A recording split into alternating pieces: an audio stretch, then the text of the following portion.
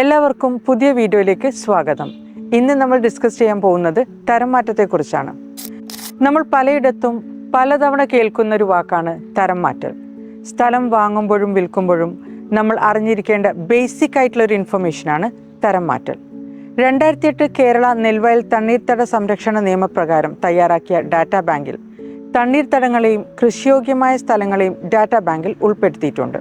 എന്നാൽ റീസർവേയിൽ കൃഷിയോഗ്യമല്ലാത്ത പല സ്ഥലങ്ങളും ഡാറ്റാ ബാങ്കിൽ ഉൾപ്പെട്ടിട്ടുമുണ്ട്. ഈ ഭൂമിയുടെ സ്വഭാവം അഥവാ തരം മാറ്റിയെടുക്കുന്ന നിയമപരമായ ഒരു പ്രക്രിയയാണ് തരം മാറ്റൽ. തരം മാറ്റുന്നതിനായി അക്ഷയ വഴി ഓൺലൈനായി RDOക്കാണ് അപേക്ഷ നൽകേണ്ടത്. കൃഷിഭവനുകളിൽ വിജ്ഞാപനം ചെയ്തിട്ടുള്ള ഡാറ്റാ ബാങ്കിൽ ഉൾപ്പെടാത്തതും വില്ലേജ് രേഖകൾ പ്രകാരം നിലമെന്ന് രേഖപ്പെടുത്തിയതുമായ 30/12/2017 തീയതി പ്രകാരം 25 സെന്റിൽ മാത്രം വിസ്തീർണമുള്ള വസ്തുടമകൾ തരം മാറ്റത്തിന് ഫീസ് നൽകേണ്ടതില്ല. ഫോം 5 അപേക്ഷാ ഫീസ് 100 രൂപയും ഫോം 6, 7 എന്നിവയുടെ അപേക്ഷാ ഫീസ് 1000 രൂപയുമാണ്.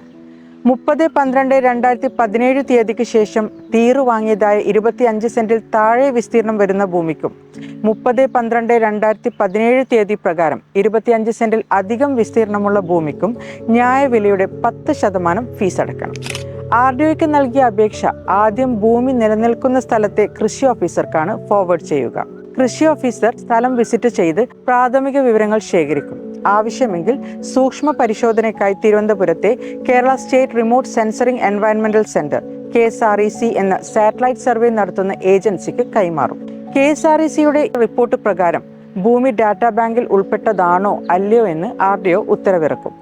ഉത്തരവ് ലഭിച്ചാൽ ഭൂമി ഡാറ്റാ ബാങ്കിൽ നിന്നും ഒഴിവാക്കാനായി ഫോം നമ്പർ 6 തരം മാറ്റുന്നതിനുള്ള അപേക്ഷ നൽകണം. തുടർന്ന് അപേക്ഷയിൽ നടപടികൾ പൂർത്തിയാക്കി തരം മാറ്റിയതായി ഉത്തരവ് ലഭിക്കും. ഈ ഒരു ഉത്തരവ് ലഭിച്ചതിന് ശേഷം മാത്രമേ ഇത്തരത്തിലുള്ള ഭൂമിയിൽ നിർമ്മാണ പ്രവർത്തനങ്ങൾ നടത്താവൂ. കൂടുതൽ ഇൻഫോർമേറ്റീവ് ആയിട്ടുള്ള വീഡിയോകളുമായി വീണ്ടും കാണാം. Thank you.